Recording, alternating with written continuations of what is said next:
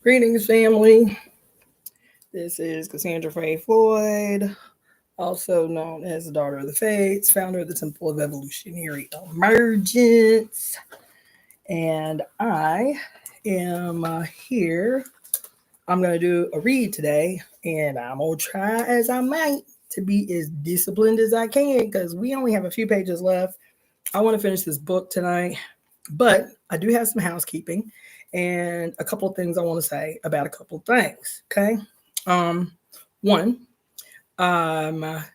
like, share, and subscribe. This is what drives traffic, the algorithm to my page. And y'all know the algorithm don't like me too much because I won't self-censor.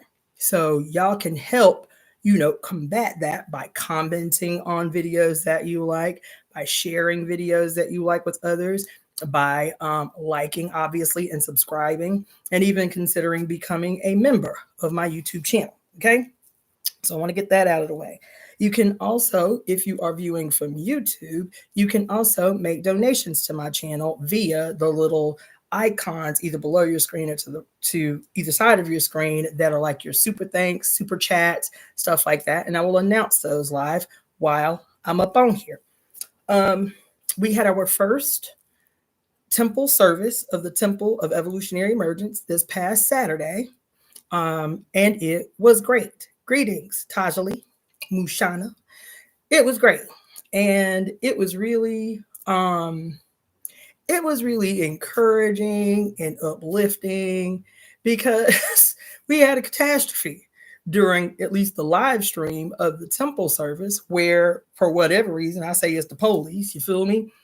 My whole computer just cut off and then cut right back on. Never happened. Just the whole thing cut off and then immediately cut right back on. So it closed all my apps. It closed everything. But we had already been on the live for several hours, 4 hours, I think. And so I was like, well, this is just, an intervention telling me that it's time for me to shut up. Okay. So it went off. Didn't come back on for a while, but it came back on. And so I assumed everybody would have just logged off, right? Child, at 1:00 in the morning, I started getting texts and phone calls talking about there's still 40-some people up in here waiting for you to come back on. And I've been off for like 15 minutes or so because me and the one person that came in person, he was like, okay, I guess that's it. And we just start, chopping it up.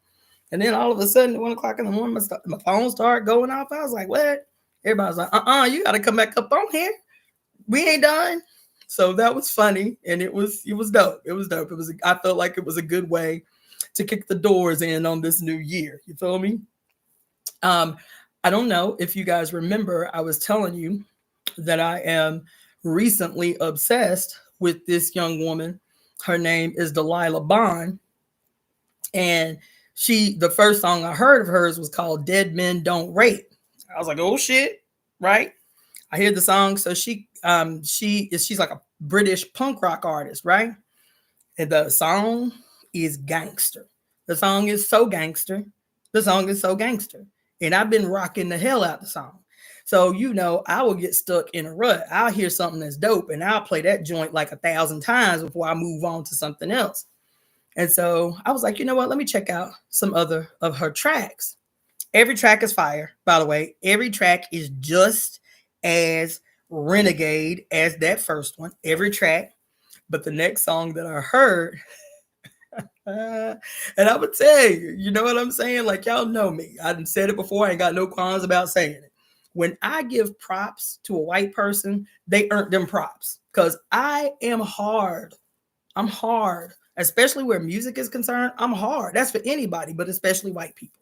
If I give them props, they earn them props, right? So I put y'all on. I'm like, look, she a little British white girl, but y'all need to go check this song out. It's gangster. You know what I'm saying? Somebody commented in the on the temple service that night because I guess they found the link when I was talking about the song, and they were like, and they said something to the effect of, "This is some straight all y'all shit right here." Yes, indeed it is. Yes, indeed it is. You feel me? So As a matter of fact, I will say it's some straight segment shit because I don't even know if you saw the album cover for the girls' album. But on the album cover, she's like in a little t-shirt and some white panties, and her her cycle is obviously on. Her moon is obviously on the album cover. Sekhmet is the guardian of the mysteries and the magic of the menstrual blood warrior that she is. So I'd say there's some straight Sekhmet shit. But anyway, I digress. So I went on to the next song.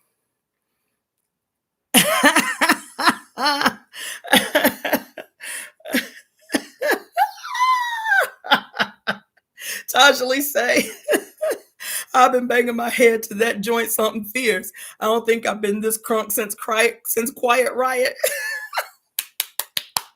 I told you, okay? It is some straight ass rebellious shit, and I am here for it. Okay, so the next song that I went and checked out of her, because I don't listen to all her shit already. Her entire discography, I don't listen to all of it now. All right. So the next song, and I was like, I don't know the title though, you feel me? Because even though she a punk rock artist, you know, she raps in her music. Y'all know I have a hard line, a hard ass line about white rappers, white so-called R&B artists. I got a real hard line about that shit. You feel me? But I'm telling you, she get a pass. The next song had me kind of clutch my pearls for a second just from the title. The title is called I Wish a Bitch Would. And I was like, oh, here we go. You understand what I'm saying? The name of the song is I Wish a Bitch Would. Y'all, I was hesitant just because of the title to listen to the song. When I tell you, the song is so good. It's so good. It's so good. I'm like, who the hell is this chick? Who the hell is this girl? You understand what I'm saying? It's so good. It's so good. It's so good. So that's the next one y'all need to check out. I Wish a Bitch Would. It's so good. So anyway, I'm hyped. Ever since I think it was January 1st to the 2nd when I found her music. And I was like, look, this girl, she the one. You understand? She the one. And I was telling y'all on Saturday, this is what I'm about. Her music, that shit, that real hard ass renegade shit, I'm on that shit. You feel me? And up until this point, I'll be honest, I told y'all maybe about a month ago that I had a new playlist that I've been working on. And it's all old school shit. You know what I'm saying? Like it's all like old school. For me, old school revolutionary shit, you know, old like the Coop and Dead Prez, you feel me? Some Public Enemy, you feel me? Whatever, just like some straight anti-state, fuck the police shit. Like that's my vibe. That's what I've been on for a little while now. You know what I'm saying? And sometimes I'll be on some chill, mellow, like let me keep my zen, let me not let these motherfuckers get in my head type shit. But recently, especially leading up to that election, I was like, I'm on some straight, like that's all I want to hear is just straight renegade music, some straight, you know, fuck the state, fuck the police, whatever, right? And so unfortunately, there ain't but a handful of like revolutionary gangster female artists, you know, like Cyrock, she up there, you know what I'm saying? Y'all don't remember the tracks. Y'all need to go back and revisit them if you don't, or if it was before your time. But Sister Soldier put out one album in the early 90s. And like if you're trying to get hype, if you're trying to get crunk on some war music, that album, and she wasn't the greatest writer, but she wasn't trying to be a rapper. She was trying to communicate a message, you feel me, that she knew people would relate to. And that song, Slavery is Back in Effect, baby. Y'all can see the video on YouTube. Sister Soldier, Slavery is Back in Effect. The video is sobering. You understand?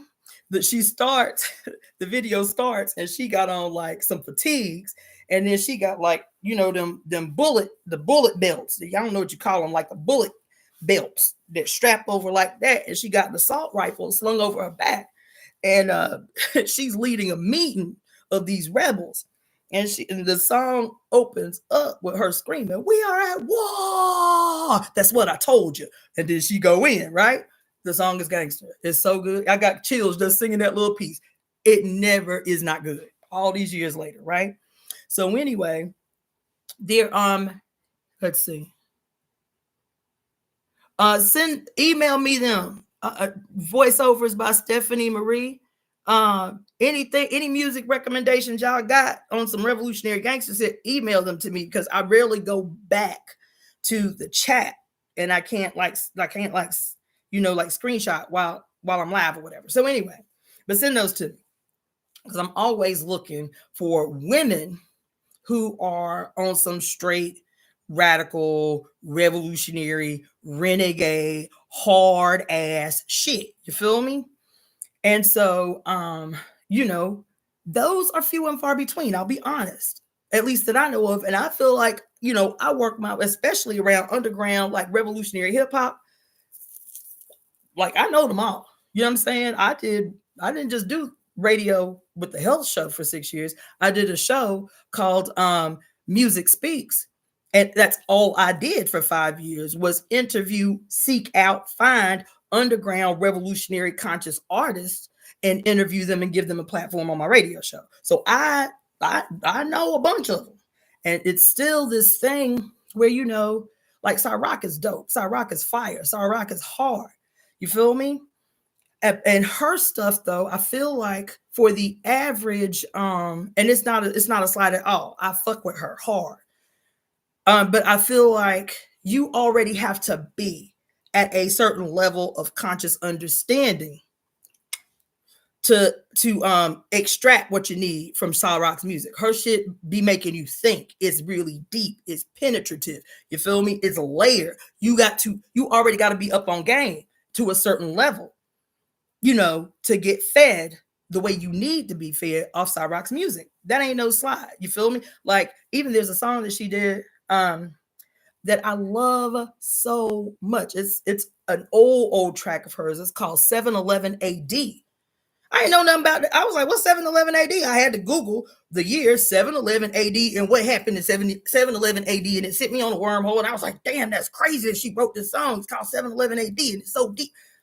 But that's what I'm saying. You got to be up there already. You already got to be at a certain level. You know what I'm saying? To get up on it. And so Saturday, when I was talking about this girl, Delilah Bond, and this album that she put out, this music that she put out, I was like, now what I need, you feel me? And I'm always talking about, music is the weapon. Like, music has to be one of our primary architectural tools in this new period. Right? It has to be one of the primary instruments that we use in the ever-present construction of the new. You feel? Am I not always saying that? The paintbrush has to be that. Music has to be that. Dance has to be that. Like, we have to be actively encouraging, funneling the information through to artists so that it informs what they create. And now we have a multiplicity of ways to infect people's fucking consciousness that can help them participate in the construction of the new that we're talking about, right? So this girl's music has had me hype all week long. And what I was saying during the temple service on Saturday is like, this girl's stuff is revolutionary gangster, personified. I love it, right? But that's what I need from us. That's what I need from red women. That's what I need from brown women. That's what I need from yellow women. That's what I need from black ass women. Is that same energy, that shit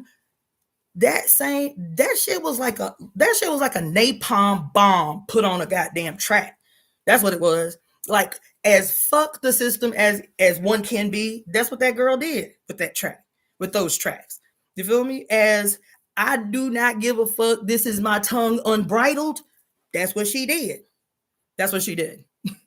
That's what she did, and I'm here for it. So for those of you on IG and those of you on YouTube who have turned in late and don't know what I'm talking about this new artist I just discovered this last week.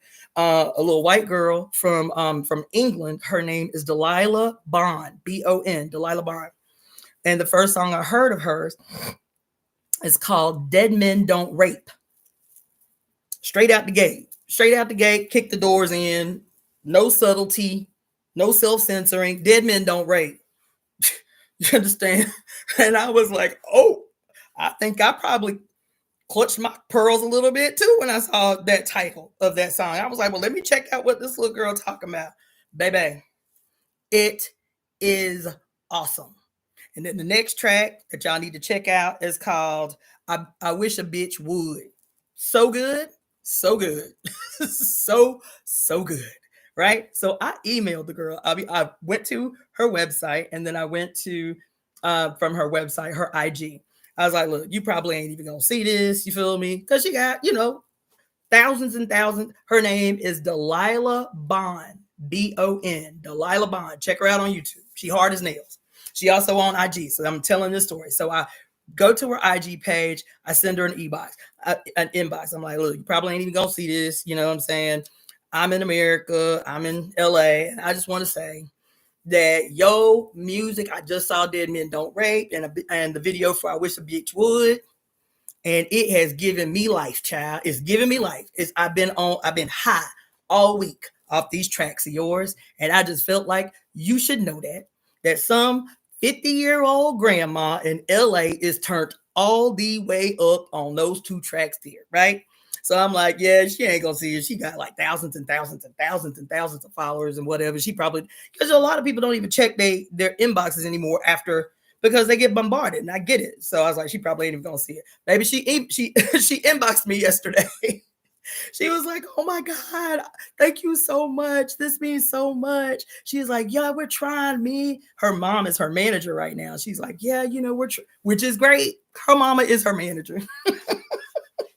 She's like, yeah, we're trying to come to America ASAP. I was like, look, give me a heads up. I'm gonna stay on your website to see if you catch some tour dates in the United States. Baby, if you in LA, I'm gonna rally all the women, all the WOC, all the black women, all the red women, all the brown women, all the yellow women. We coming in that motherfucker squad deep, baby. We gonna feel that bitch from wall to wall. Okay, we gonna be ready. And so she was hella hyped. She inboxed me several times back and forth. But I was like, yes, come on in the room, y'all. This girl has had me hyped all week long. So that's all I got to say about that. I was hyped that she inboxed me. I was like, oh no, this is cool. So okay. There was something else. I'm not going to go over this long, but I did want to just put this out. Yes, Tajali, it absolutely is. She says the mother is the manager. There's a message in that. Absolutely. So I want to mention something. I know it's kind of like older news, where old news goes. Everything is old after a week, right? Sage Page says, I've been feeling this feminine chaotic energy lately. Yes. Right. So, as a matter of fact, the same day I discovered this girl's music was the same day that the headline dropped about the 70,000 men that were discovered in Germany, trading notes and stories about the women in their lives, their sisters, mothers, daughters that they had abused, and how new people could get away with abusing the women closest to them. That was the same day. You know what I'm saying? Claudia Ancra says that Dead Men Don't Rape is an anthem. Looked it up right after the live. Yes, it's the jam. Like, you can't not love it. I don't care if you ain't never listened to punk rock in your life. You cannot listen to that song and not love it. You can't listen to the song and not love it. You feel me? So anyway, what was I saying? Oh, so something else. I love the song. I love the vibe. I love the energy, right? So to another thing that came through today. I know this is relatively old news. I remember when it first kind of broke out, and I was like, oh, this is fugly. But apparently, I guess it's back I guess it's back up in rotation or whatever. But after Trump won the election, and then the numbers came out about who voted for Trump and who voted for Kamala, there was this very quick response slash backlash, primarily by Black women, having felt betrayed by primarily white women and other people of color, right? When the numbers came out, and so it was, to me, I recognized it. I saw it when it first started happening. I was like, ugh, tis, tis, tis. You know what I'm saying? This is really problematic. But I didn't think it was going to be a thing that I would feel the need to eventually address. You feel me? I felt like it was just a kind of quick reactionary response to what Black women were experiencing as some kind of political betrayal. You feel me? And so the thing that happened, the conclusion that became, quote, a movement that today apparently is back in rotation. Trump was elected on November 5th. You feel me? So 2 months later, it's this issue is back in rotation. And so I saw several came through my feeds on TikTok today about one of Black women's immediate responses to, quote, the feeling of political betrayal by others having voted for Trump was within days of the election, being completed and the results coming out. You see Black women riding in their car, deliberately showcasing their Starbucks cup, right? Like, oh, we did all this stuff. We boycotted for Palestine and this, that, and the other. Now we're gonna go get our Starbucks. All of y'all betrayed us, so now we gonna go get our Starbucks.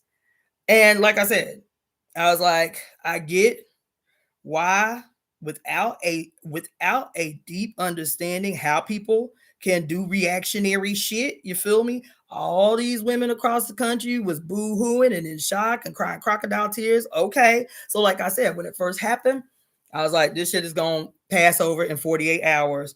That's fucked up, but whatever, right? Today, I saw no shortage of videos. Think pieces, child. Think pieces.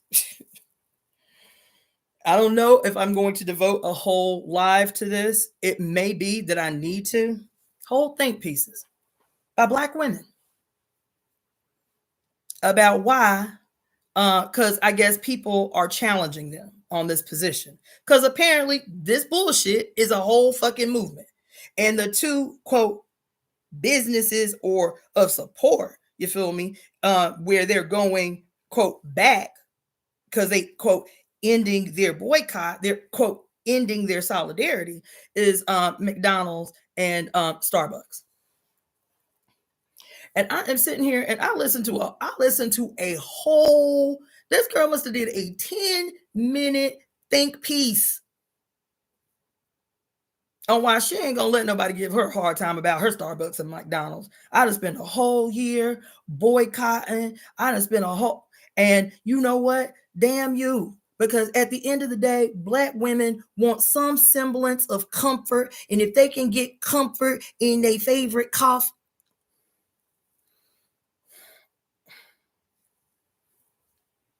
you feel me?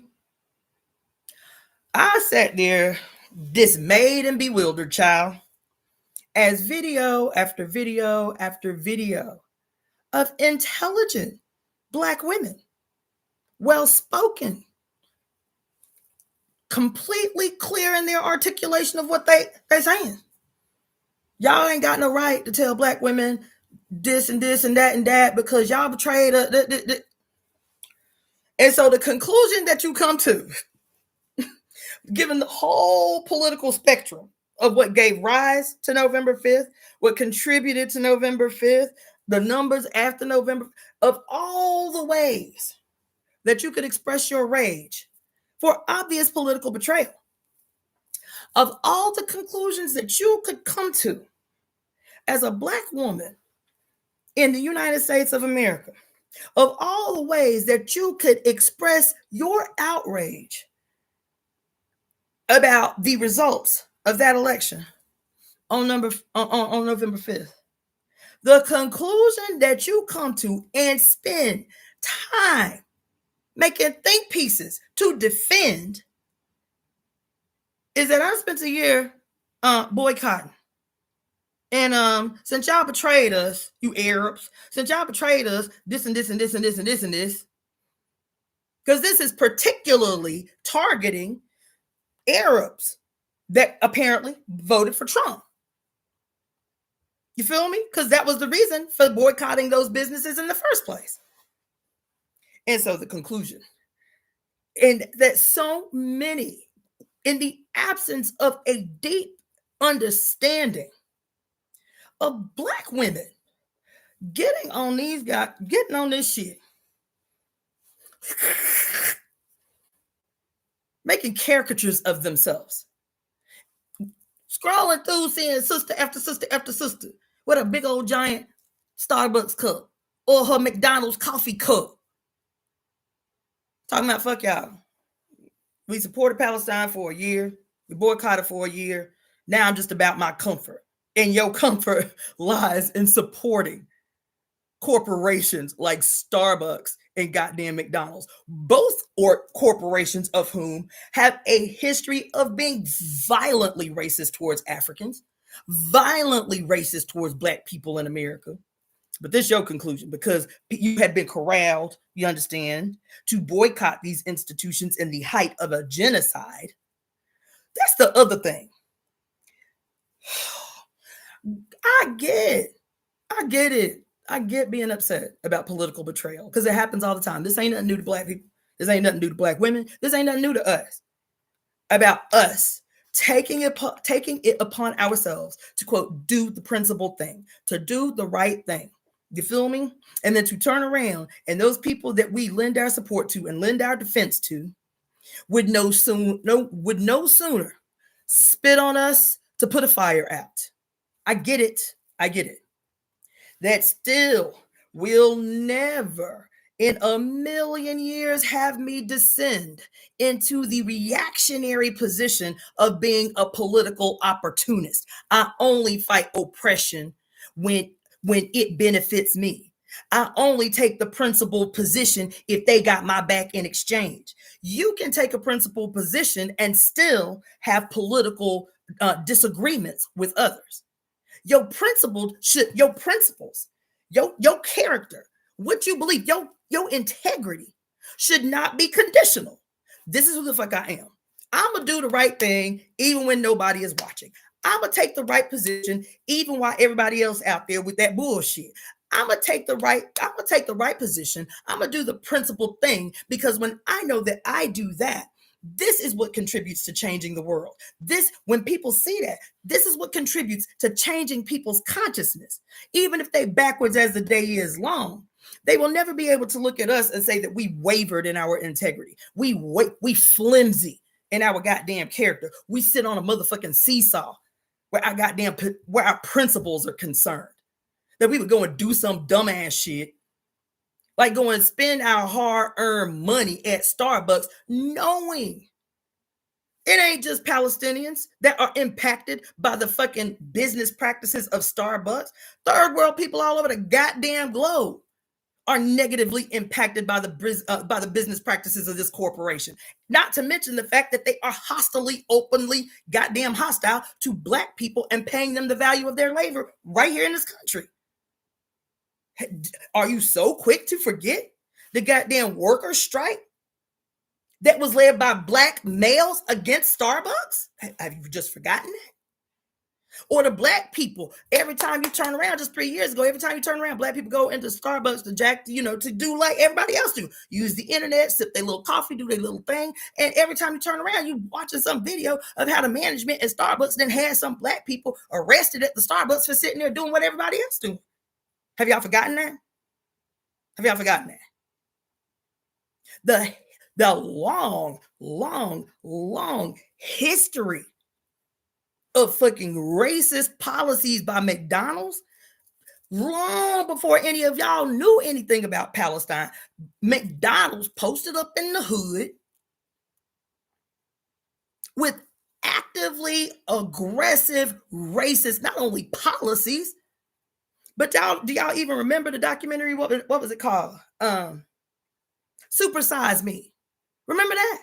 Where the white boy said he gonna live off McDonald's. He only gonna eat McDonald's for 30 days. Breakfast, lunch, and dinner. Every meal he was gonna eat at McDonald's, and he would supersize it every time he was asked, do you want to supersize it? And to watch over 30 days how this white man's health descended so rapidly that by the second week he was diagnosed with scarring on his liver. Y'all remember that? But every time you turn around, some McDonald's is posted up in what they call them, food deserts. That the only place people can get food in food deserts, black ass communities, is goddamn Burger King, McDonald's, Kentucky Fried Chicken, whatever the fuck. I sat here and watched that shit. I was like, man,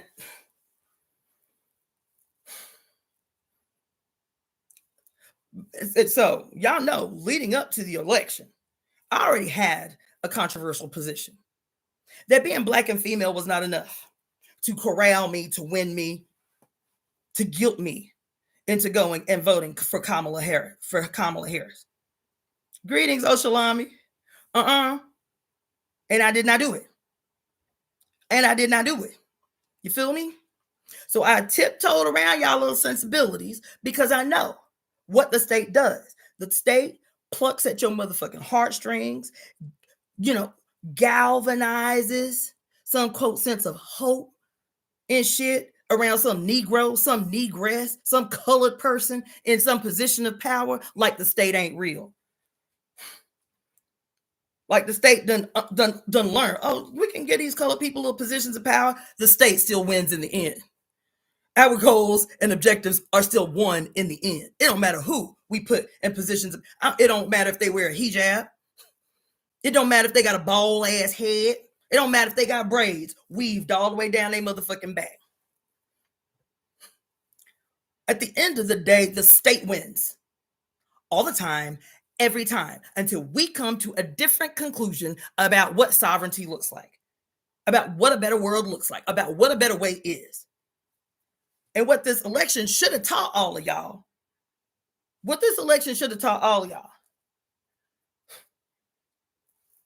is that you have been handed a lie for a long time.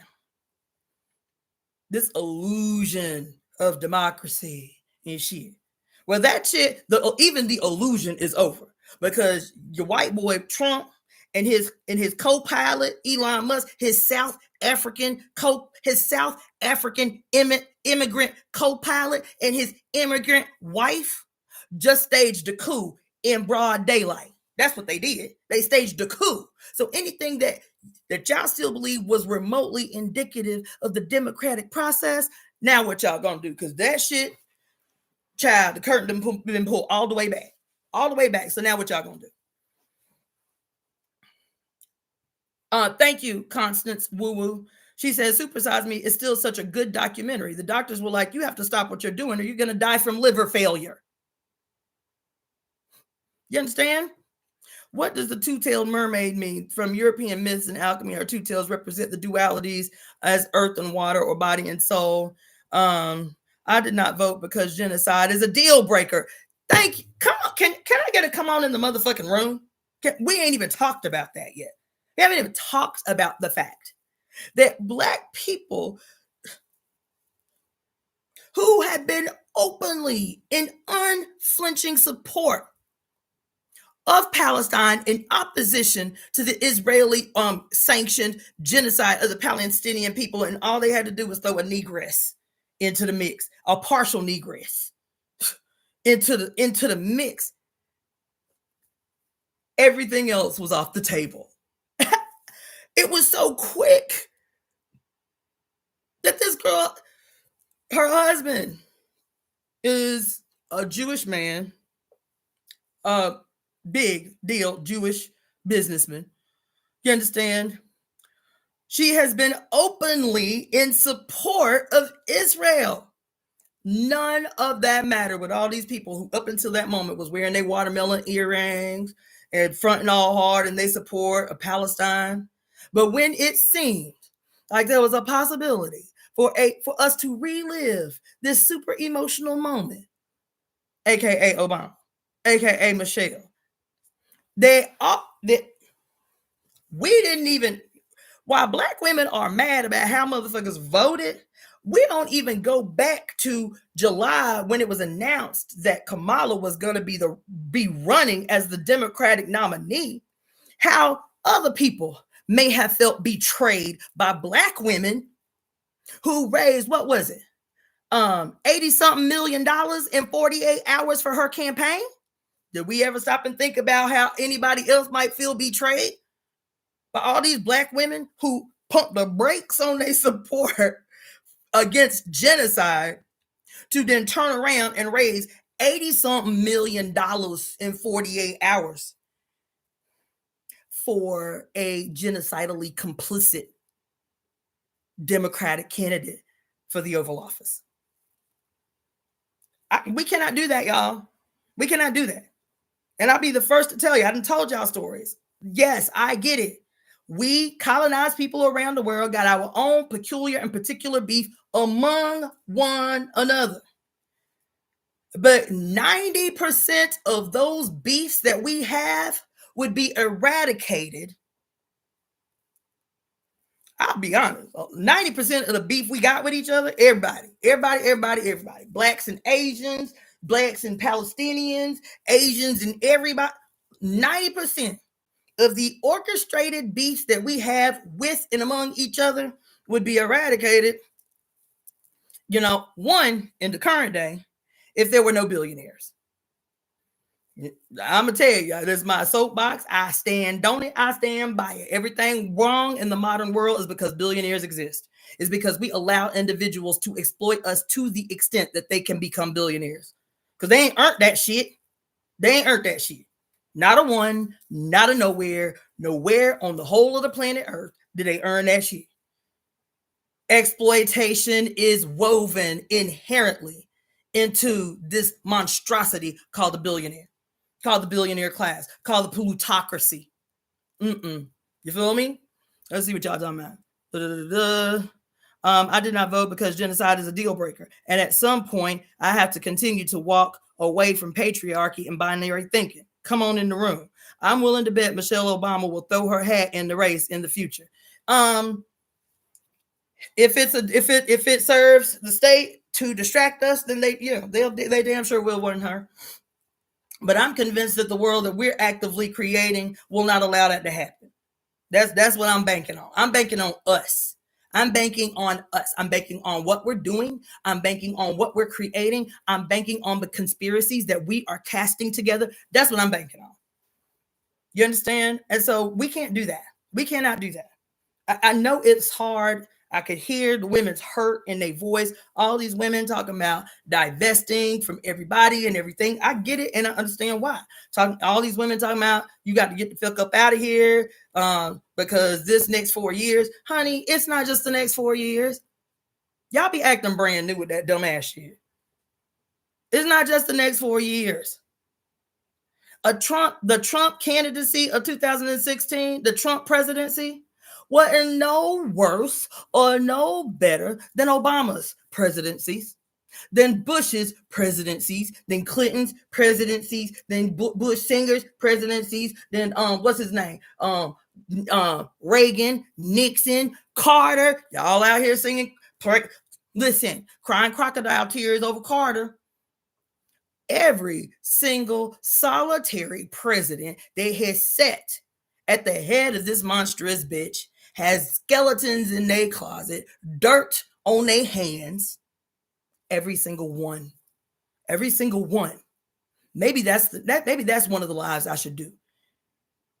Is the wicked dealings, the wicked behind the door dealings of every single president in the history of the United States. Kennedy included. Patrice Lumumba, the first independent prime minister of the Democratic Republic of Congo, was murdered, was assassinated under Kennedy's administration. Bitch. So I don't want to hear it. They all dirty. Dirty as the day is long. And because they rely on you not understanding history, not seeing history as a web, looking at history in a whole bunch of straight lines that don't touch, they can just run circles around you. You feel me? And I ain't the one. You ain't gonna have me out here no political opportunist. Why y'all ain't ashamed of yourself? Sitting on the goddamn TikTok and YouTube with your damn start. Are you getting any residual income? Giving Starbucks free advertisement because you mad? That's gross as fuck. And you know what it reminded me of? Watching these videos today? It reminded me of the criminality of when, what's the young brother's name?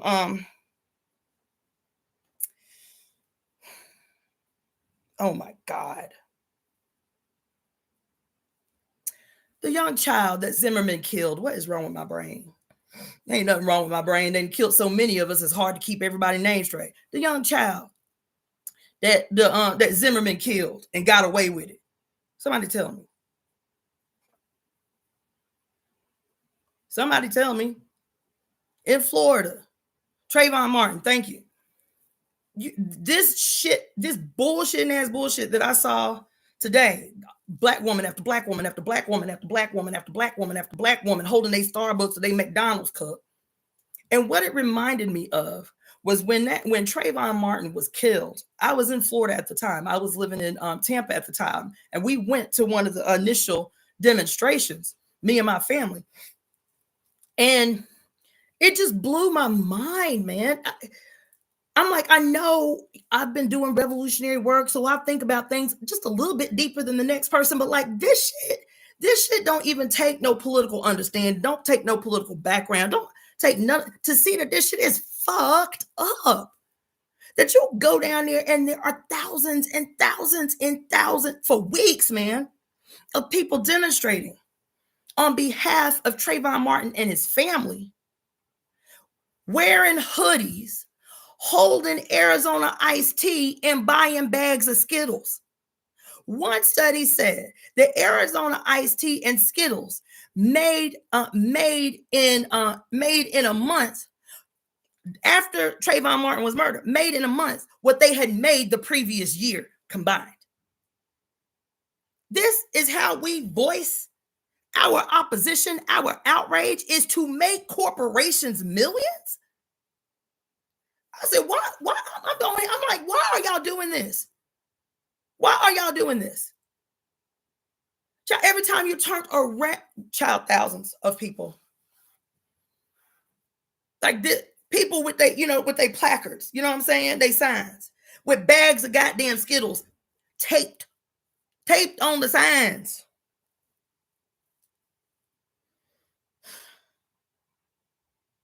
Taped on signs. This is how you display your outrage, by giving millions and millions and hundreds of millions of dollars to corporations. Corporations that in one way or another have impacted the so-called democratic process in the first place. You mad about the elections? Blame corporations. That shit had me so undone today. Like, not us, not sisters. Like, we come to better conclusions than that. Like, I'm gonna need y'all to pull them motherfucking videos off this shit. Got us out here looking crazy. You ain't got to have no college degree to see that shit is fucked up. You mad about an election, so you say, fuck it, I'm gonna support genocide. I'm gonna go, because that's what you're saying. You're saying the reason that I was boycotting because I'm opposed to genocide. But these Arabs in America done turned around and voted for Bush. So fuck y'all and y'all genocide. I'm about to go get my Starbucks because I need some semblance of comfort. That's what you saying? That's your message? That's your message. That's the conclusion that you come to. That shit had my spirit so disrupted today. So disturbed. Like, we cannot do that. We cannot do that. We cannot do that. Take that bullshit and ass bullshit down. And everybody bigging that shit up. Thousands of comments. Yeah, I know you right. Ugh. Ew. Ew. Ew, ew, ew, ew, ew, ew, ew. Anyway, I'm done. Let's get in it. Let's see. It is, what time is it? 7:00. Okay, cool. Good. All right, let's go. So, For those of you who are just tuning in, don't know what I'm here for, I wasn't here to do no diatribe, but I had some things to say and I didn't want to let it slide. I'm here to finish this damn book that we have been slowly traversing through for a very long time. Beyond God the Father and Toward the Philosophy of Women's Liberation by Mary Daly. We are finishing this book on this night. You feel me? As a matter of fact, let me go stir my my medicine so it don't cook too long on the bottom, and then I'll be right back.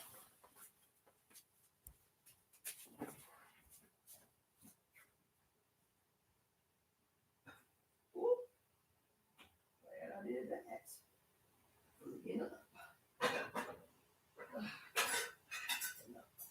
Yes.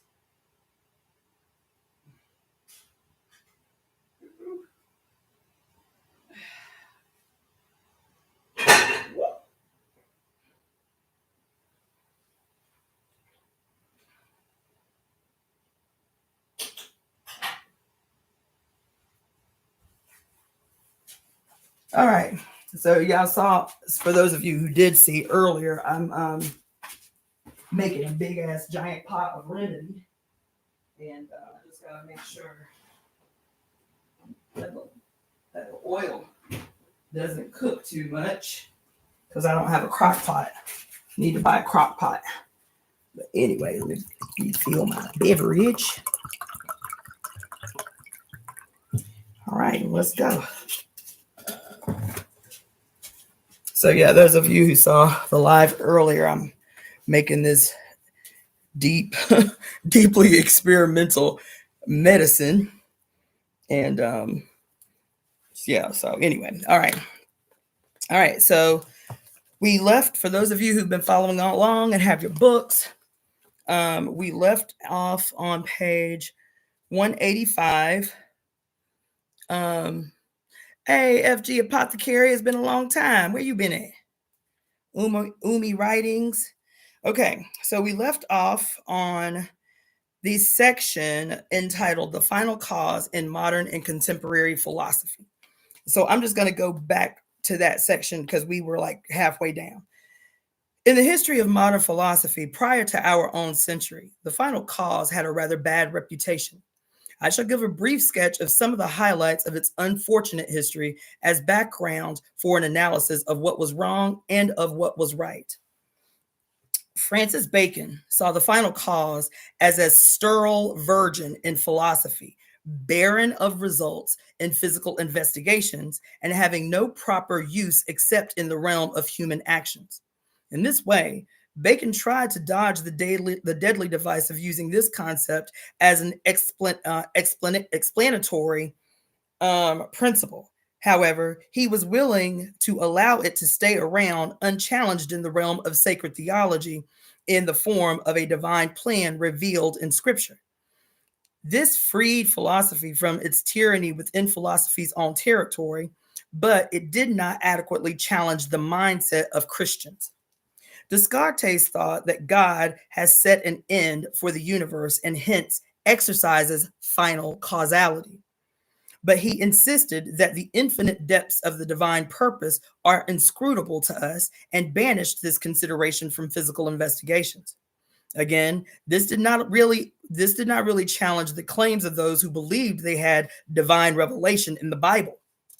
It bestowed a kind of autonomy upon philosophy, helping it to get out from under the control of sacred theology. It helped to free philosophy, but not to free people still mesmerized by Christian doctrine. Spinoza removed the final cause not only from the philosophy of nature, but from all philosophical investigation. This was a logical consequence of his pantheism and of his conception of the final cause as a perfection to be acquired. Since the modal world, finite things, cannot, quote, acquire God, it would be contradictory to speak of causality in this sense. Spinoza was in this sense more radical than Descartes. The final cause, which he removed from philosophical investigation, deserved to go. But banished also from consideration were insights about human becoming that are made available by more adequate envisionings of the final cause. Leibniz tried unsuccessfully to rehabilitate the final cause in order to supplement his mechanistic view of nature. Uh-oh. For him, souls and minds act according to the laws of final cause.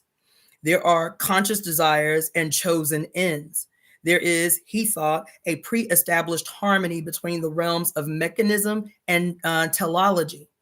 Within the context of the world of nature and efficient causes, a social communion, a teleological order comes to birth. This constitutes the city of God.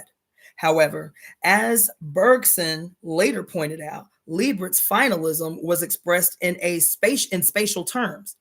This spatial model was non-revolutionary. For Leibniz, God has chosen the best possible plan for the universe, since he is all perfect and he could hardly have chosen otherwise. Within this philosophical framework, there was hardly room for real freedom or a real future. Kant used teleology to make sense out of sense impressions, but he did not think that there can be philosophical evidence for genuine purpose at work in nature. For him, the mind proceeds upon the assumption of purposiveness, but metaphysical certainty of this is impossible. In Kant's moral philosophy, clearly, purposiveness is assumed in responsible behavior. However, this is not understood on ontological terms. Schelling's system had room for purposiveness, not only as a regulative concept in minds, but also as a constitutive principle operating in nature itself. However, the presence of finality in nature is not known by induction.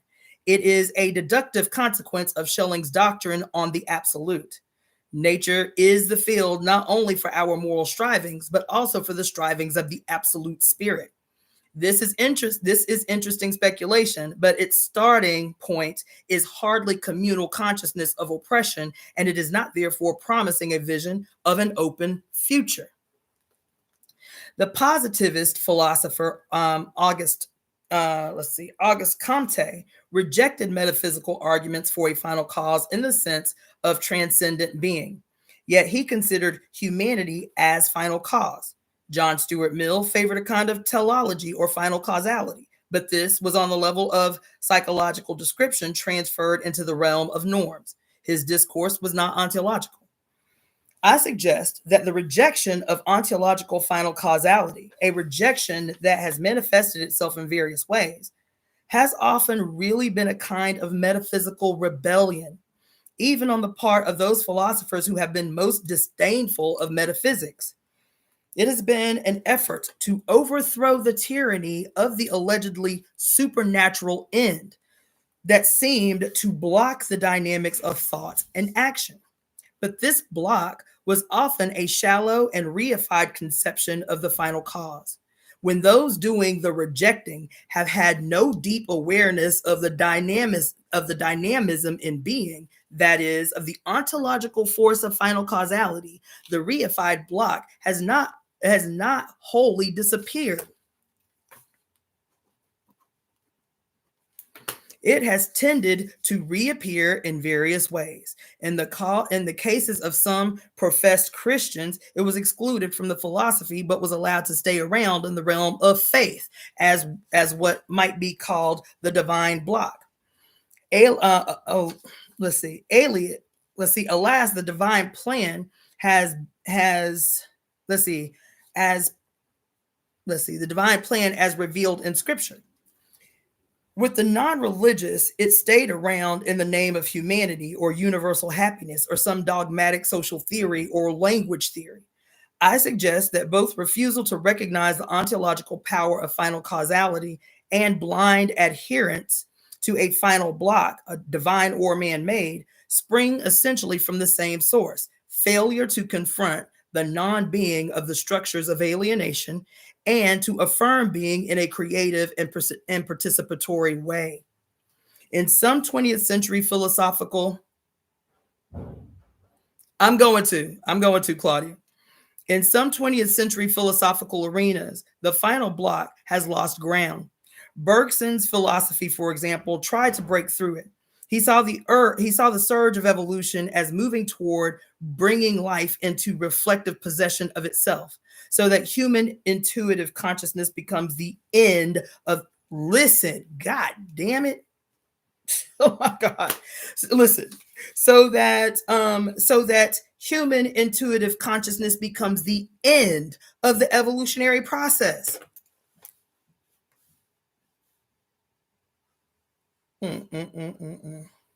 He made it clear that he rejected the finalism of Leibniz, which is based upon a spatial model of reality. Yet, as Whitehead pointed out, it is regrettable that Bergson went so far as to see the tendency to spatialize as a vice necessary for intellectual apprehension of nature. As a result of this belief, Bergson opted for a kind of anti-intellectualism, viewing theoretical concepts as incapable of expressing or unfolding intuition. Opposing this view, Whitehead saw the inadequacies of conceptual language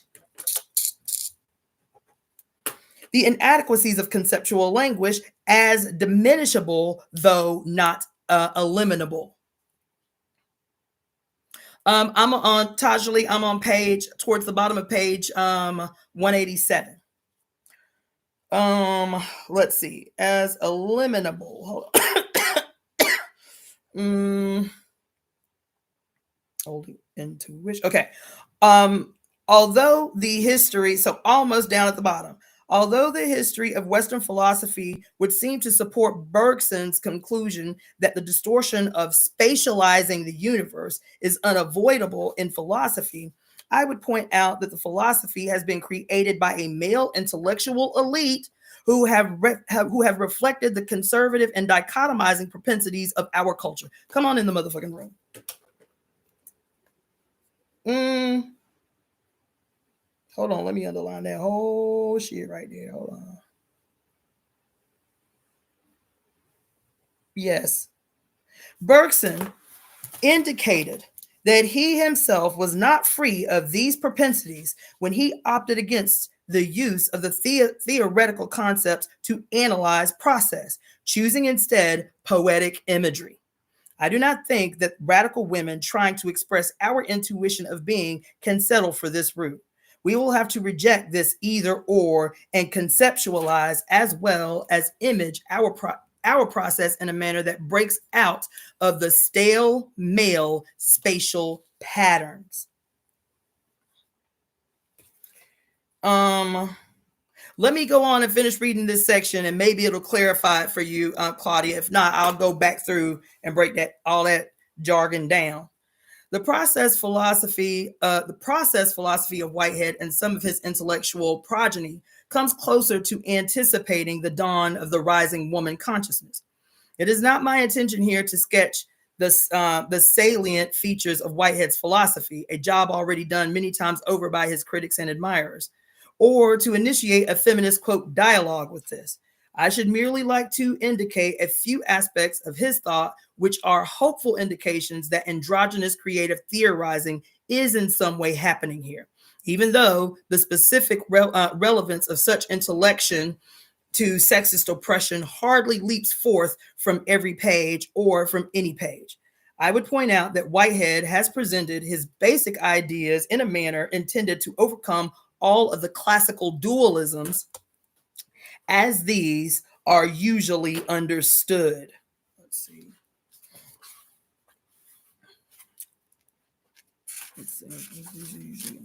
While affirming them in another sense. In this view, the future is open.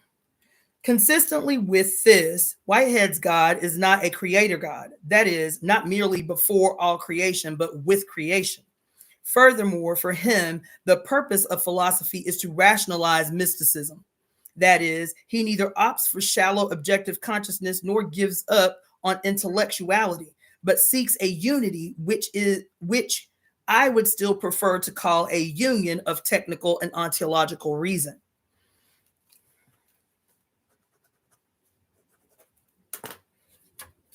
I might add that Whitehead's refusal to dichotomize purposeful human beings from what has sometimes been considered non-purposive nature is encouraging. The fact that the aesthetic plays an important role in his teleology is a hopeful sign. We may hope that this kind of thinking reflects and encourages a trend toward a more sensitive and less exploitative attitude towards nature and at oneness with it. Process philosophy inclination to define being through becoming is an especially encouraging indication. Charles Hartshorne writes that to be is to be available for all future actualities.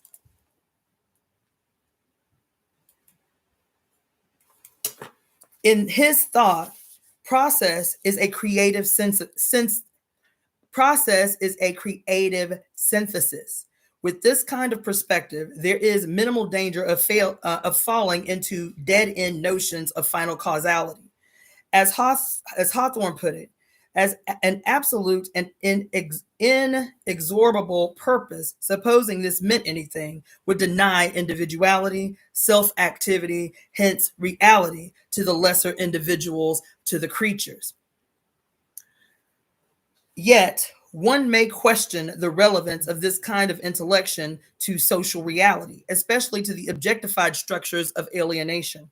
I have stressed already that the essential task of feminism is not to go looking around for a ready-made theory and then try to make it relevant to our quote little issue or our little problem. Okay.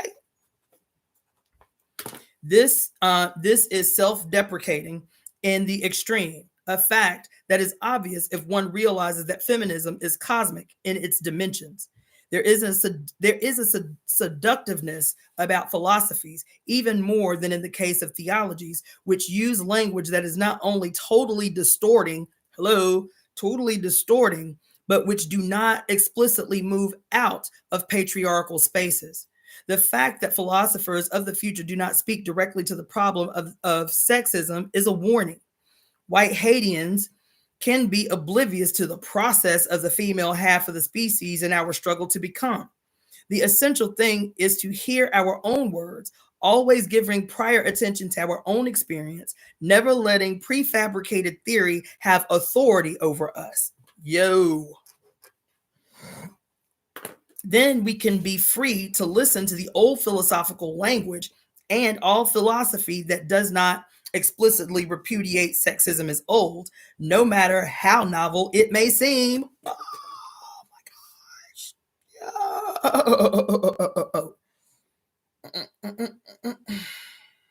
Yes.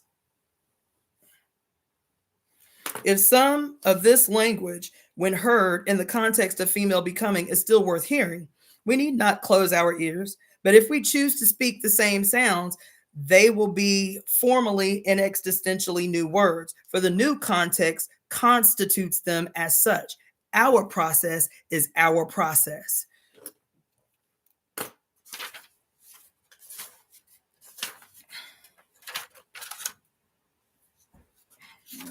Okay. All right. So I'm only going to kind of give like a brief overview of all of that jargon that we just went over. Okay. So so the name of that section that we just went over, for those that are just following along, for those that don't know what I'm talking about, we're reading from Beyond God the Father and Toward a Philosophy of Women's Liberation by Mary Daly. We started on page 185 under the section called The Final Cause in Modern and Contemporary Philosophy. I know that was hard to listen to because it was hard to read. And I'm not talking about hard to read as in complicated. I'm talking about hard to read as in boring. And I'm saying that for a reason, because the previous section that we read a few days ago was called The Final Cause and the Future, which was dope. You have to go back and listen to the read on the section called The Final Cause and the Future. And so she is basically talking about the final cause in this section, the final cause, the problem both in modern and contemporary philosophy. In the previous chapter, she talked about how, philosophy is obviously a very male dominated and a male centric school of thought. Right. I was talking to you guys maybe yesterday or maybe during the temple service on Saturday, how we get so caught up still, so hung up, still so deeply invested, as if it is holy writ.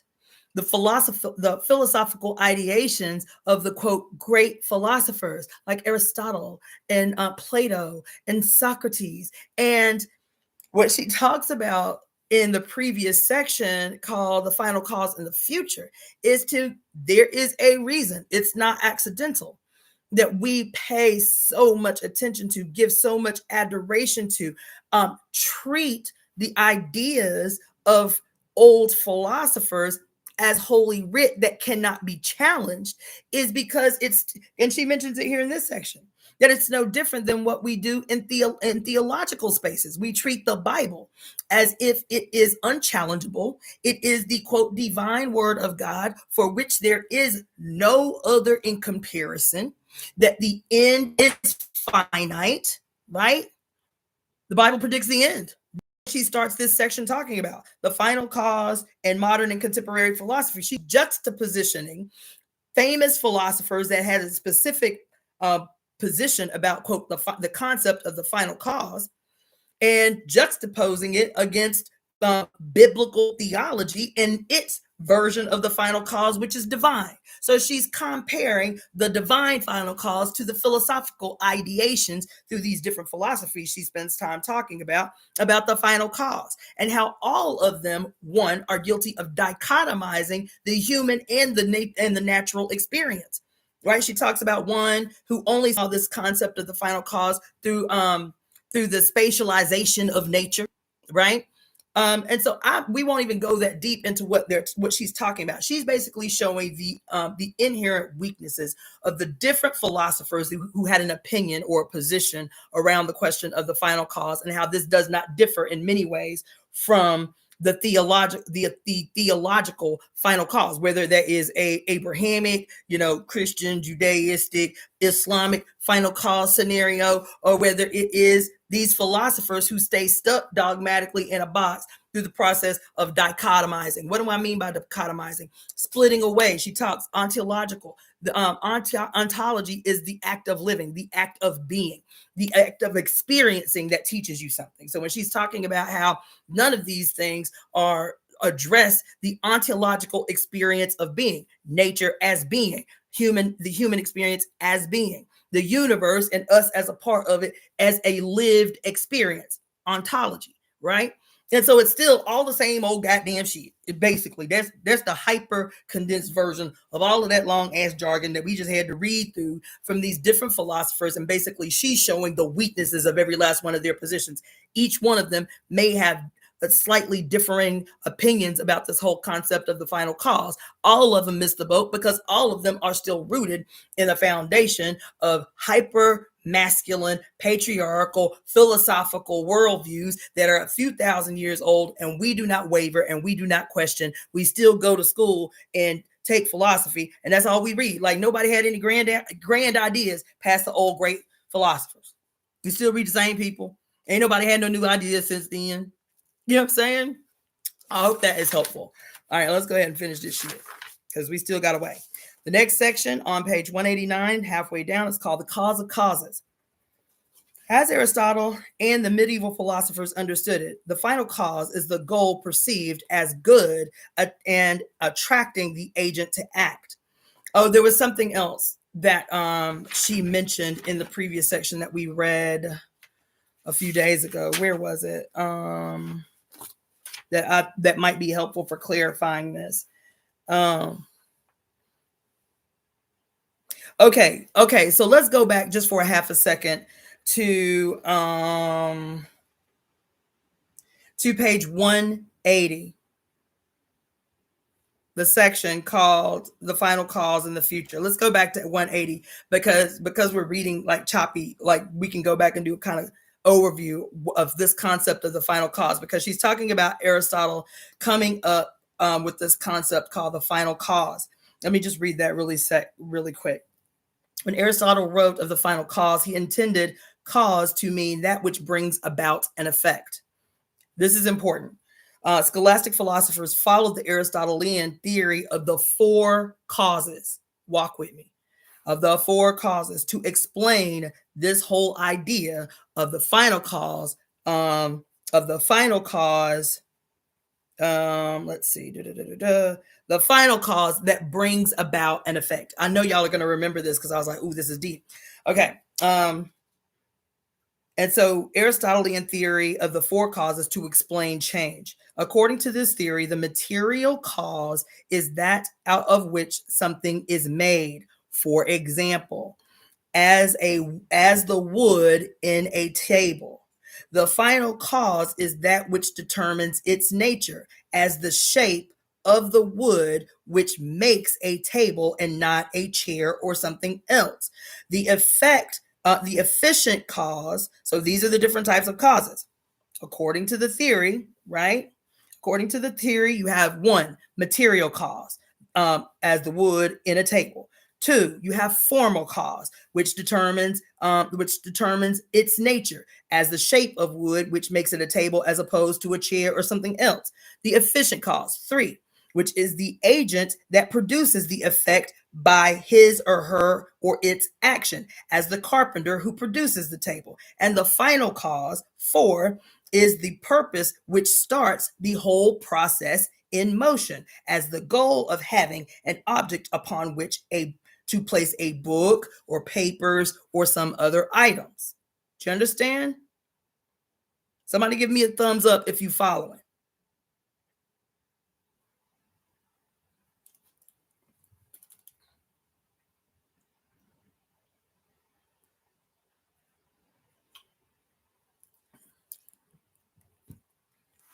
I know that let me skip this. Is everybody here? Okay, cool, Claudia. All right, so those are the four causes based on Aristotelian theory, right? It is the material cause, the formal cause, the efficient cause, and the final cause. All right, the final cause, paradoxically, right? The final cause is cited as the purpose which started the whole process in the first place. Y'all, we might have to do a whole deep dive just on this section, okay?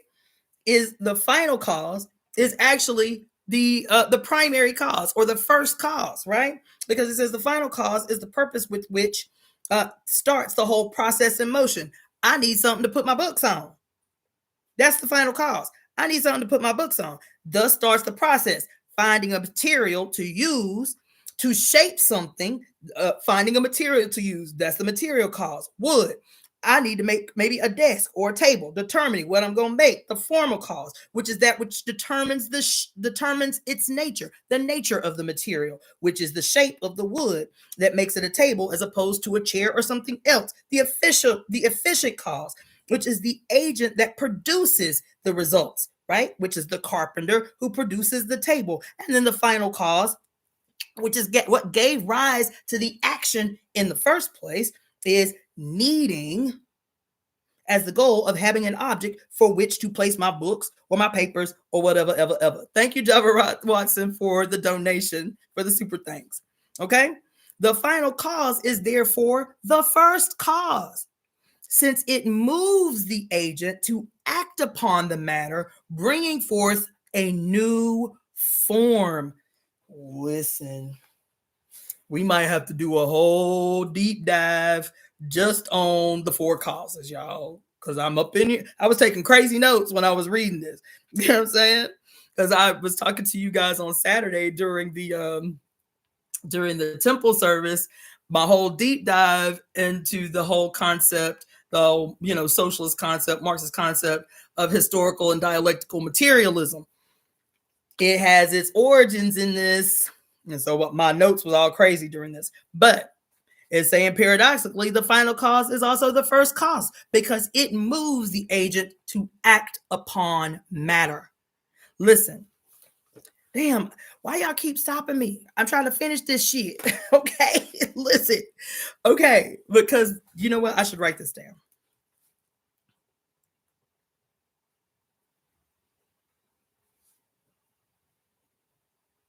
To come back to later, because I'm gonna finish this book tonight. Y'all ain't gonna get me off task.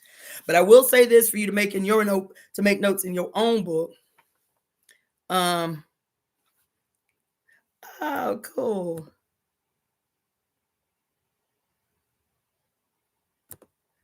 Oh, this is awesome. I'm sitting here looking in the super chats, and this is Java Watson's 20th uh 20th donation through a super chat on my live stream. That's awesome. I appreciate you, Java Watson. Okay, so this whole portion here that she's talking about, the four causes.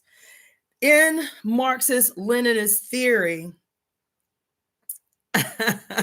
in Marxist-Leninist theory, when they're trying to help the layperson understand the difference between capitalism, socialism, and communism, as explained through the socialist worldview, right? So all three of those institutions, capitalism, socialism, and communism, at least where this theory is concerned, is identifying at any given time in human history who owns and controls the means of production. I'm not going to give y'all a whole lesson on capitalism, socialism, and communism, but all of those social constructs center around the means of production. Who at any given time owns and controls the means of production? In capitalist society, you have, quote, so I'm not going to go that deep. What I will say is this: one of the cornerstones of this understanding, what is the difference between these three things, is the question of wealth and wealth production or creation. How wealth is created. The very kindergartenish basic understanding of how wealth is created in the world, which determines the means of production, how wealth is created. And the idea is simple. It is that all wealth that exists in the world is based on human beings in their relationship with nature. And the idea, which is fucked up, I used to accept it, but which is fucked up, and Barbara Moore talks about it in The Great Cosmic Mother, human beings seeing nature, anything in nature, as having no value or no, quote, wealth until a human being puts their hands on said nature, transforms nature, or as she says here, matter, transforms nature into something that can be used by other humans. So the example that's always given is that a diamond, while still deep in the earth, has no value until human beings move the earth, remove the diamond. That's one group of human beings. Then another group of human beings will ship those diamonds. That's another group of human beings. And then those human beings will ship those diamonds somewhere where those other human beings will chip and shape those diamonds. That's another group of human beings. And all of these human beings putting their hands on this diamond in these different ways is what gives that diamond that in the earth had no value. All of these human interventions is now what gives that diamond value. You feel me? Based on this theory, a tree in the woods minding its own business has no value until a human goes and saws the tree down. One group of human beings chops the tree down, then another group of human beings transports the tree, and then another group of human beings, take all the bark off the tree. Then another group of human beings process the tree and turn it into lumber or turn it into paper or whatever. Right? That it is all of these human interventions on matter, on nature, that transforms nature into something that is, quote, that has no value or is invaluable into something that now has value on the market for human consumption. You see what I'm saying? That's why in at least socialist theory that they are always talking about the dictatorship of the working class. That's, in their mind, socialism is the dictatorship of the working class or the dictatorship of the proletariat. It is because the people who produce all wealth are the global working class, right? It is those people who directly impact nature and transform, quote, inert nature into something of value that can be sold, bought, and traded on the market for human consumption. So where this ideology is concerned, teachers, doctors, lawyers, philosophers, writers, they don't produce wealth. They contribute in their particular role to the production of wealth, because those people who are working class, who directly impact nature, workers who directly put their hand on nature and transform nature, they have to have a certain level of education. They have to have access to health care so that they can be well enough to transform nature. So bankers, all of this shit, that all of these people who do not, quote, put their hands on nature and transform nature into something that can be bought, sold, or traded on the market, they still have a role that they play in the creation of wealth and the maintenance and the health, wealth, and the health, longevity, and education of those working class people who are the sole people on the planet who are the producers of all wealth. Okay, so when you're talking about this whole thing about final cause and you start reading deep into like the difference between capitalism, socialism, and communism, and where all of that shit, delineates, it all centers around it all centers around this whole concept, right? The four causes, or at least it has its origin in there. And I can get deep about that because Karl Marx has a history that most of us don't know about. But that's important to know. That could be a whole nother lecture I do, because one, I used to buy that line. I was a socialist for a very long time. But the problem is again, it is still a very male-centered philosophy.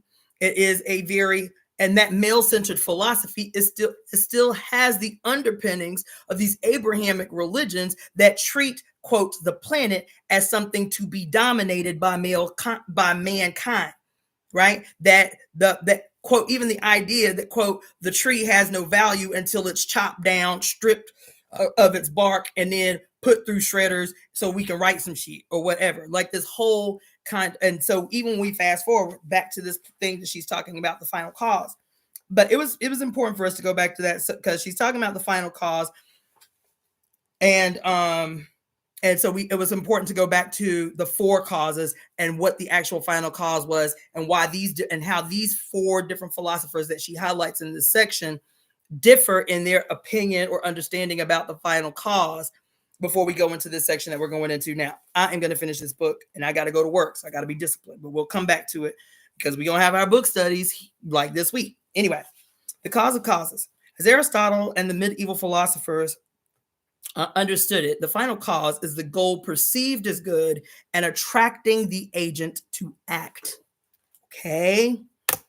In non-rational nature, the goal is also present in a anticipatory fashion as entelechy. I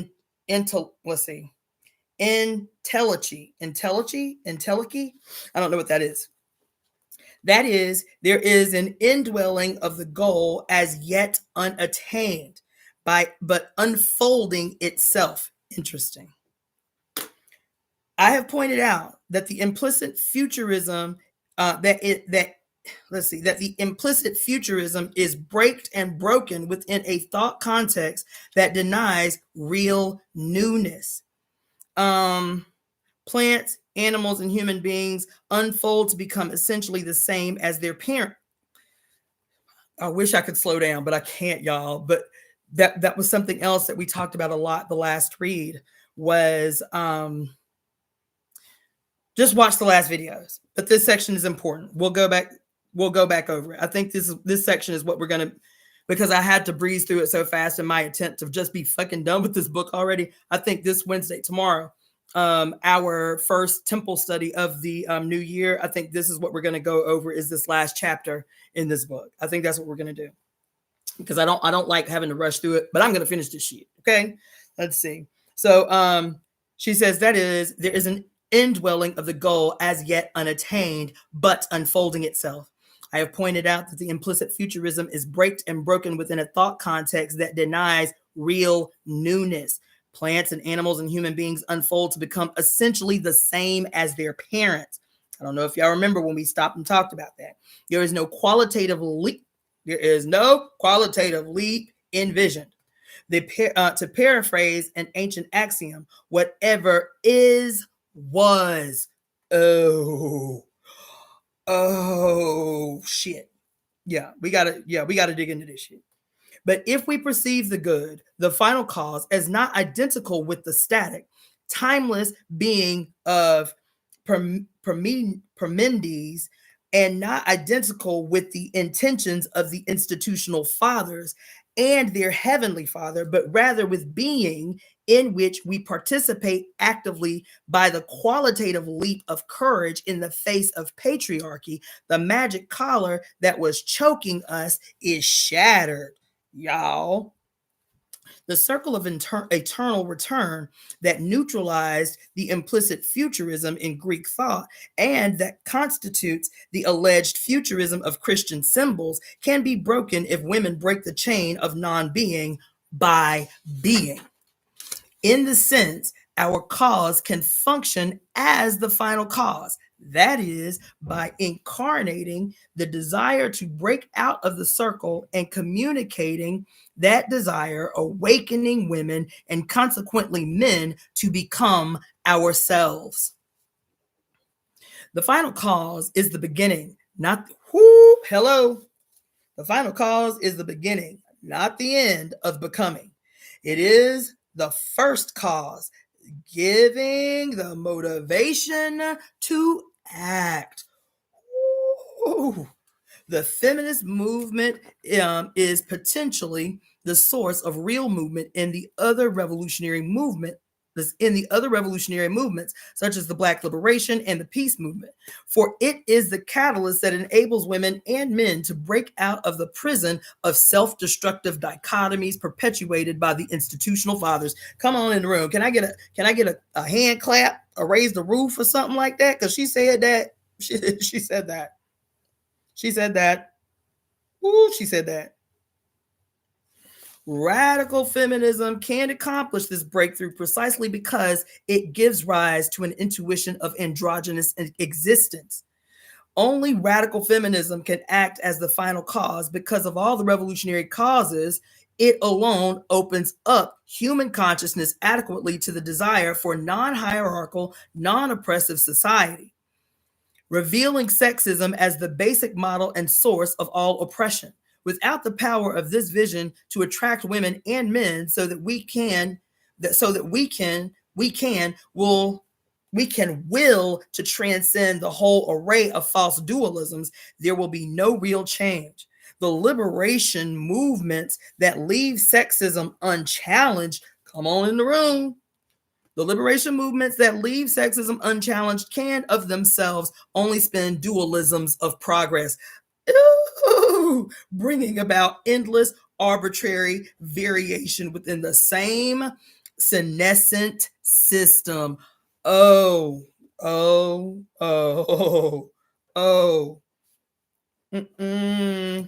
Remember in Pure Lust, when she talked about this in Pure Lust a decade later, she talked about how because we get so caught up in the movement, we get caught up in the quote motions of the movement, typically because we are afraid of the future. Isn't that what she's talking about right here? That we've been caught up in this cyclical process of repeating the past, becoming our parents, becoming our grandparents, being hard tied to 2,000-year-old philosophical understandings of the world and our relationships, this cyclical repetition that prevents evolution purposefully. That's what she said. And in Pure Lust, when we read Pure Lust, she said what this does is it, first of all, it paralyzes us because we don't know. We can't even conceive of what the radical new is. We continue to just what did Mao Zedong call it? The movement for movement's sake. Movement for movement's sake. What did he say? So long as one goes on, Mao Zedong said, so long as one goes on tolling the bell, one will always remain a monk. That's what he said. Movement for movement's sake. The movement becomes everything, and the potential for a new future. She said, we actually work against it. We work against it in movements. That's what she said, because we're actually afraid of the new future, of the new radical. That's what she said.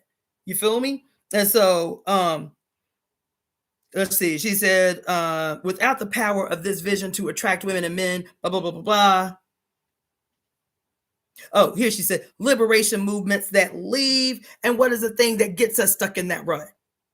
In every movement, because she said here in the Black liberation movement, in the so-called peace movement, in the hippie movement, the one thing that they all leave out of their overall goals and ambitions is what? They all leave sexism unchallenged. That's what she said. And in any so-called progressive organization that leaves sexism unchallenged, all they can do is spin delusions of progress, bringing about endless arbitrary variation within the same senescent system. Tolling the bell, movement for movement's sake, demonstration after demonstration after demonstration with no progress. I'm just saying. It requires a kick in the imagination, a wrenching of tired words to realize that feminism is the final and therefore the first cause, and that this movement is movement.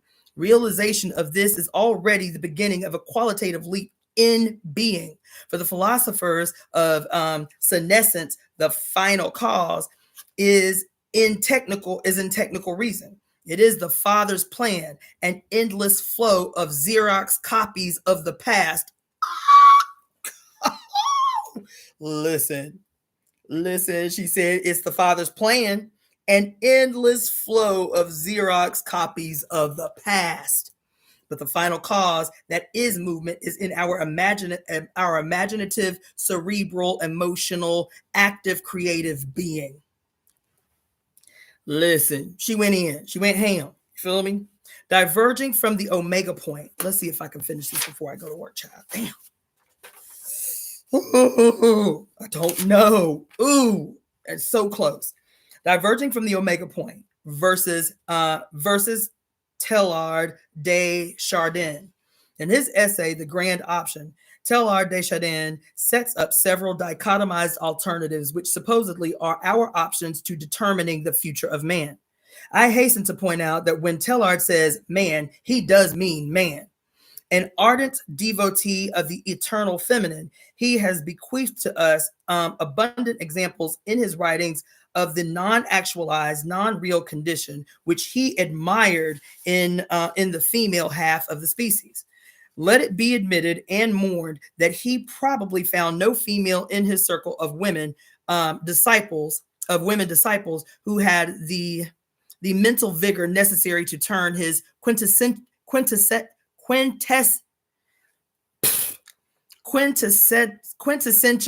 stereotypic thinking around.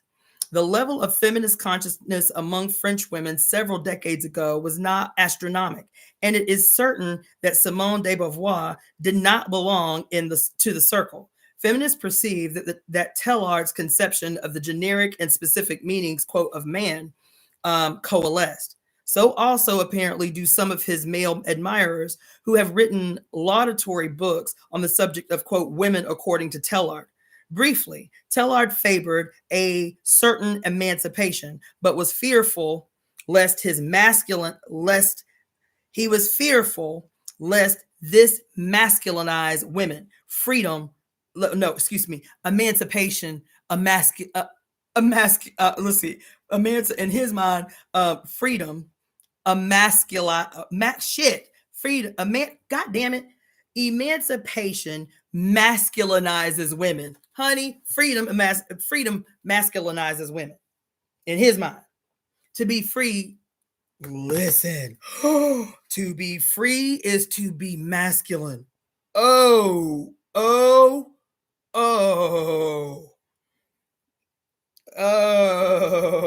goddamn. Shit. Listen. The first pair of alternatives that Teilhard saw facing us as being and nothingness. Obviously, he would have us choose being, although on the verbal level, this is not a false dichotomy or the wrong choice. It remains in the realm of sterile abstractions, yes, since the becoming of women, which alone can direct the evolution of our species towards psychically androgynous being, is excluded from serious consideration. Yes. The second dichotomy is involvement in the world versus withdrawal. It is clear that the prescribed option is involvement. However, this is essentially a superficial split, for as I have attempted to show, withdrawal into boundary space and time constitutes the most radical involvement participation in the cosmic community. The third option envisioned is between unity and plurality, that is, between convergence and divergence. I'm having a goddamn motherfucking moment right now. Woo! Ooh. Oh, shit. Oh, my God. This is a wormhole I cannot afford to go into. What the hell? Listen. The third option envisioned is between unity and plurality, that is between convergence and divergence. Child, this is a revealing dichotomy. Opting for convergence, Teilhard attempts to establish that the universe is narrowing to a center. He unabashedly sees totality. Man, god damn it. I ain't never gonna finish this fucking book. Y'all, do y'all hear what she is saying? Oh my God. This book was written in 1973. Remember I was telling y'all how I'm convinced, especially these damn dystopian movies that we be seeing all the time that we love so much, you feel me? Like the Hunger Games and all of that shit. I am convinced that there is somebody, we can probably narrow them down, I'll be honest, that has gone back and read all of these books that we reading, have read these books because they're too creepily, eerily similar. Remember, I was telling you about the goddamn chapter in The Great Cosmic Mother, Rediscovering the Religion of the Earth, in the chapter 50, The Machine, where she describes verbatim the entire story that we would eventually come to know as the Matrix. She did that in The Great Cosmic Mother, written before the Matrix. I was like, whoever wrote the Matrix read this book before they wrote the Matrix. They did. There ain't no way. I mean, damn near goddamn verbatim right there in the chapter, right? This happened when we read the book Pure Lust by Mary Daly last year. I was like, there ain't no way. Somebody have me tell it the fucking state. That's not a stretch, because I was just watching all day yesterday about the damn CIA and the Pentagon having a specific wing of the Pentagon that is just for the production of Hollywood movies, the approval or the rejection of Hollywood movies there at the Pentagon. You feel me? So why wouldn't somebody at the Pentagon be saying, look, we need to make this movie, but we need to switch it up and do this so that at the end the state always wins? Because here she is in 1973, this book was written. 73. Listen to what the fuck she just said. I'm in here having a whole ass moment. The third option envisioned is between unity and plurality. That is between what? Convergence and divergence. This is a revealing dichotomy. Opting for convergence, Teilhard attempts to establish that the universe is narrowing to a center. Listen. He unabashedly sees totalitarian regimes as essentially on the right track in this respect, baby. He asserts that a convergent world, whatever sacrifice of freedom it may seem to demand of us, is the only one which can preserve the dignity and the aspirations of the living being. The choice for convergence, which he sees as destined to become the common choice of the masses of mankind as the grand option. Oh. Is anybody having the same moment that I'm having right now? I know Sophia Stewart is a sister. That's why I said whoever wrote the book, whoever wrote the movie, whoever wrote the script, you feel me? They read The Great Cosmic Mother before they were, there ain't no way. They read The Great Cosmic Mother before they wrote that script. I'm just saying. Now, whether she wrote it, because I don't have no problem believing that she wrote it, and that the white boys turned, trans, stole it. You feel? I ain't got no problem believing that. That's not the issue. Somebody read The Great Cosmic Mother, which was written in what, 1983, before that movie was written. That's what my point is. And here I am reading this reading this paragraph, having a whole ass moment. Is anybody having the moment that I'm having reading this chapter from 1973? Beyond God the Father? It doesn't remind you of anything. Anybody? Anybody? Nobody? Nobody? In this one paragraph, she actually names 2 movies that are a part of a trilogy. I remember she won the lawsuit. In this paragraph, she names 2 movies. Divergent, and I think it was called Convergent. There was 3 parts of that trilogy: Divergent, Convergent, and the other one. Y'all remember that? This is 1973. She wrote this statement about Tillard's philosophy on how the grand option for human beings is for us to be to give up a certain amount of freedoms under a totalitarian regime that we would all narrow to a center. Remember what Divergent was about? Do y'all even remember what Divergent was about? I ain't gonna get that deep. Let me finish reading this shit. But I'm having a whole ass moment about this paragraph. Oh shit. You haven't seen the Divergent trilogy? Get your life right. Now that you know, get your life right. Divergent, and I forget the other 2, but it was a part of a trilogy. That's what it's based on. Okay, anyway. Tillard's dichotomy between convergence and divergence is hardly satisfactory. The imagery behind the terms is implicitly spatial. Convergence is narrowing to a center. What did we talk about the other day? I think it was it might have been during the temple service, about the nature of cancer, right? The center with the tentacles branching out, right? This is what he says. The imagery behind the terms is implicitly spatial. Convergence is the narrowing to a center, while divergence is the spreading out like a fan. Narrowing at the center, tentacles are spread out like a fan. It is a way of expressing the dualism between monism and pluralism, the various ambiguous meanings of which are left unclarified. I suggest that if one wishes to speak adequately of convergence, then this has to have, I'm not gonna make it. Damn, this sucks. I gotta stop. Then this has to have a basic element in its meaning, a coming together and harmonizing of traits within individual human psyches that have been split apart and objectified by sex role socialization. This fundamental convergence or unity or individuation will mean increasing human potential for participation in society as unique, diverse individuals. It will mean a divergence.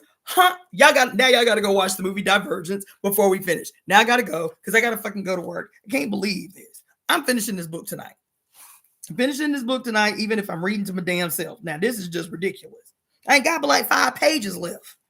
Damn. Now y'all got to go watch Divergence. Watch it tonight based on these last 2 paragraphs that I read.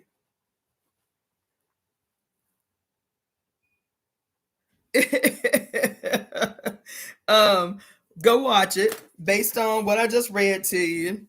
Man, this is a good read. So yeah, we got 1, 2, 3, 4, 5, 6 pages, but actual pages 1, 2, 3. 3 pages back and front we got left. Okay, so I'm gonna finish this book tonight. This is gonna be the basis of our so I'll send this out later tonight or early tomorrow for the Zoom information, the Eventbrite information for the first temple study of the new year tomorrow night at 9 p.m. Pacific Standard Time. It will be a Zoom meeting. It will be a Zoom meeting. Okay. So that you have to register for. So I will send out, email me at EvoEmeTemp, EvoEmeTemp @gmail.com. If you are interested in participating in the Temple study group tomorrow at 9 p.m. Pacific Standard Time. I know it's late, but y'all be late birds. You feel me? So that is going to be tomorrow. It's going to be covering this last chapter because I hate having to read it through so fast, and we gonna dig in it.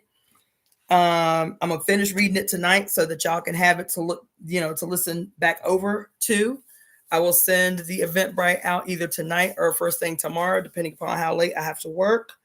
And I will see you then. My name is Cassandra-Floyd, also known as the Daughter of the Fates, founder of the Temple of Evolutionary Emergence. I will be back tonight for a short completion of this read. And yeah, I'll see you later. Peace. And